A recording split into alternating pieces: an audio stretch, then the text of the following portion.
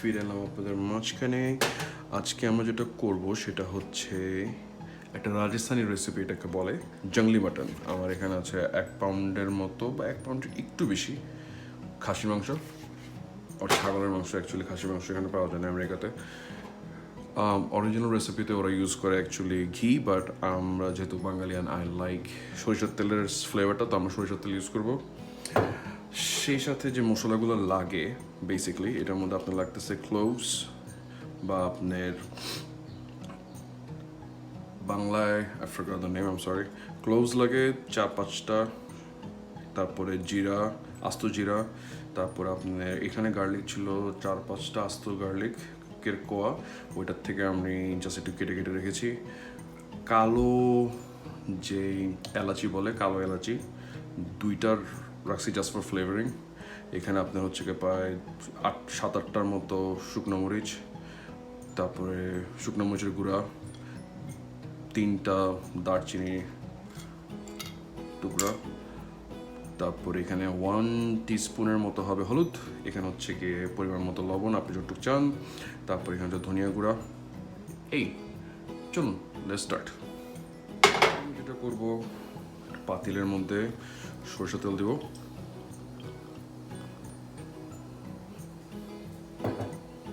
পরিমাণে দরকার আমি যতটুকু আপনার পছন্দটুকু দিতে পারবেন, নো প্রবলেম। তারপরে এটাকে ওয়ার্ম আপ করার সময় দিব, আমরা একটু গরম করে নিব তেলটাকে। তেল হালকা গরম হয়ে এলে বেসিক্যালি আমরা ক্লোভস দিয়ে দিব, এতে দারচিনি,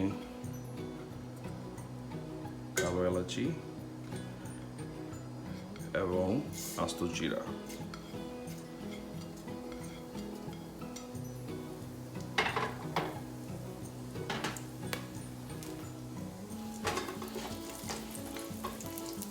বেশিক্ষণ জাস্ট 2-3 সেকেন্ড এটার মতো, জাস্ট ফর যাতে ফ্লেভারটা বের হয়। একটু নেড়ে নিব। একটু নাড়া হয়ে গেলে পরে যেটা করব, আমরা শুকনো মরিচগুলো দিয়ে দিব।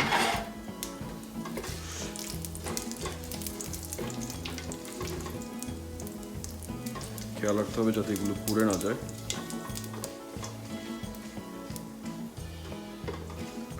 নাও এখন যেটা করবো না, মাংসগুলোকে দিয়ে দেবো।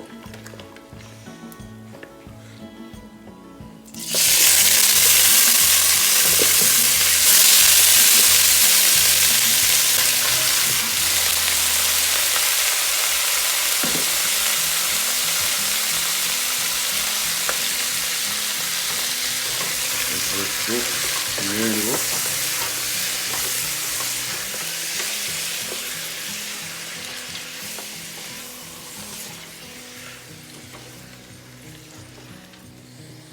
সো এটার মধ্যে যেটা করা যায়, ওরা এখানে কোনো পেঁয়াজ দেয় না, তো আমি এখানে শুধু এক্সট্রা হিসাবে যেটা করবো যে আমি অ্যাকচুয়ালি পেঁয়াজ এটাতে অ্যাড করবো অ্যান্ড পরে, এখন না অবশ্যই। তো আমি যখন অ্যাড করবো তখন আপনারা দেখে নেবেন। যেমন আমি কয়েকটা চেঞ্জ করছি এই জংলি মাটন যেটাকে বলে, জংলি মাটনের মধ্যে যে একটা হলো আপনার ঘিয়ের জায়গায় আমি সরষের তেল দিয়েছি, তারপর এখানে পেঁয়াজ অ্যাড করবো। আর একটা ইম্পর্টেন্ট এলিমেন্ট যেটা আমি বলি নেই, ওটা হচ্ছে লেবুর রস। তো লেবুর রসটা আমরা দিব, বাট আপাতত যেটা আমরা করবো ফার্স্টে, যে হলুদ আছে হলুদটা আমরা দিয়ে দেবো। অ্যাকচুয়ালি ম্যাটার অফ ফ্যাক্ট হলুদের সাথে লাল মরিচের গুঁড়ো দিয়ে দিতে পারবো। লাল মরিচের গুঁড়ো এখানে প্রায় 2 টেবিল স্পুনের মতো ছিল, সরি 2 টিস্পুনের মতো ছিল, নট টেবিল স্পুন, ভুল বলেছি। আর হলুদ ছিল আপনার 1 টিস্পুনের মতো। লবণও দিয়ে দেব।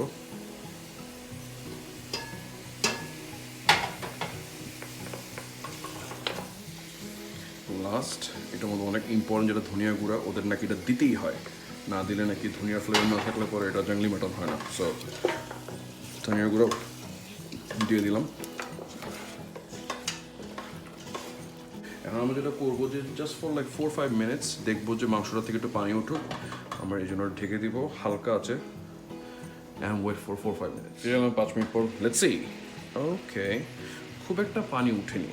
So at this point what I'm going to do, এটাকে একটু নেড়ে নেব। হালকা পানি উঠছে এটার থেকে, আমরা হাফ কাপ পরিমাণ পানি দিব।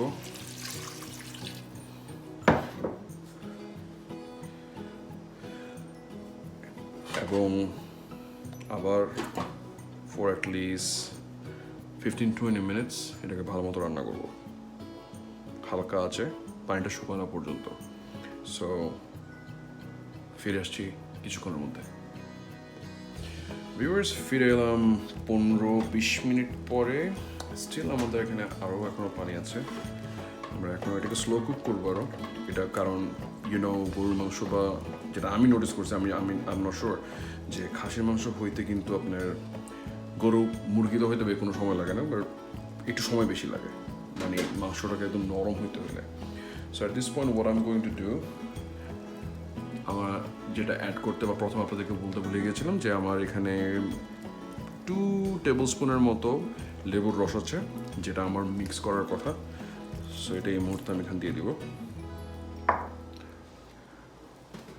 অ্যান্ড এটাকে মিক্স করে নেবো ভালো করে। I'm still trying to be a little bit more organized, sorry, আমি এখনও এত বেশি অর্গানাইজড না আসলে বলার ক্ষেত্রে, কারণ যেটা হয় যে খুব অর্গানাইজভাবে কিন্তু সবাই আমরা রান্না করি না। আস্তে আই নো যে এখানে কী কী দিতে হবে না দিতে হবে জাস্ট দিতে থাকি। So sorry for that. And আমি ডেফিনেটলি ডিসক্রিপশনে সব ইনগ্রিডিয়েন্টগুলো ভালো মতো দিয়ে দিব। So let's cook it for like another half an hour, at least 30 minute পর্যন্ত আমরা দেখি এটা একদম শুকিয়ে ফেলতে হবে। We'll be back. Guys, আবার ফিরলাম। এই মুহূর্তে আমরা দেখতে পাচ্ছি যে পানিটা অনেকখানি কমে এসেছে। সো আমরা যেটা করবো যে এখন আরেকবার আমরা লবণটা চেক করে নিব।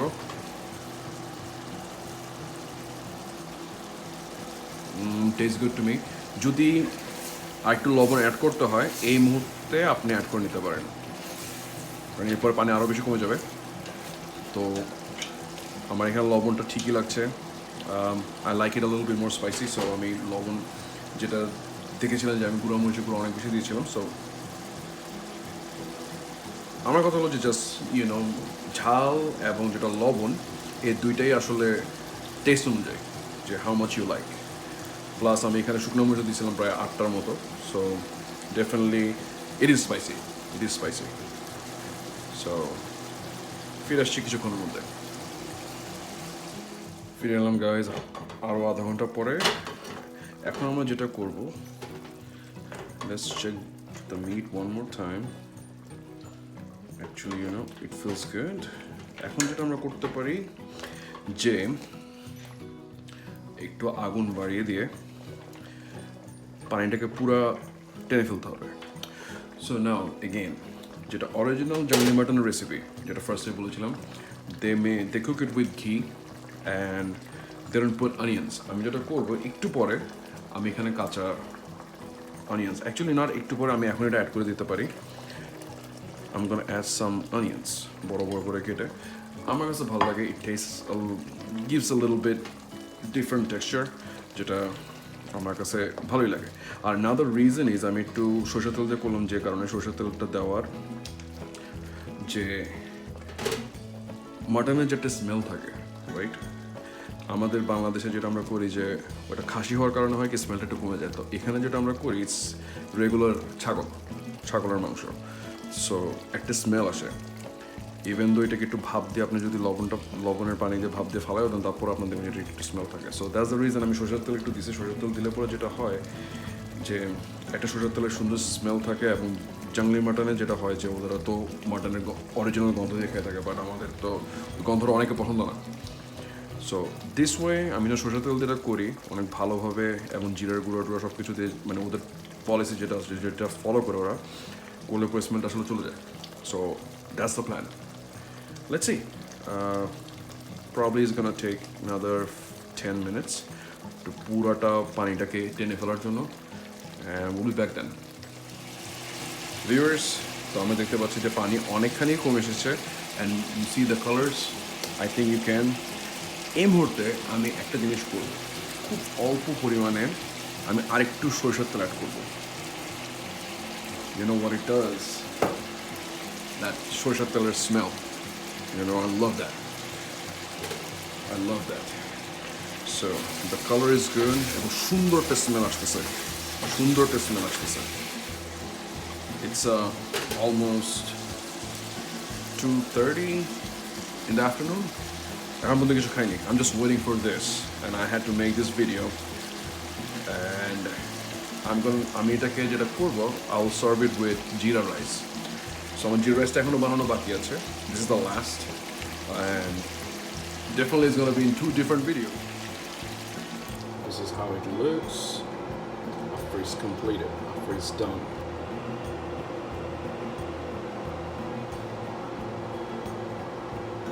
Trust me, it looks good.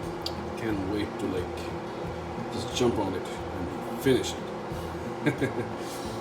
Consider subscribing. Thank you so very much for viewing, guys, and we'll be back with some more recipes, and definitely with jeera rice. Have a good one.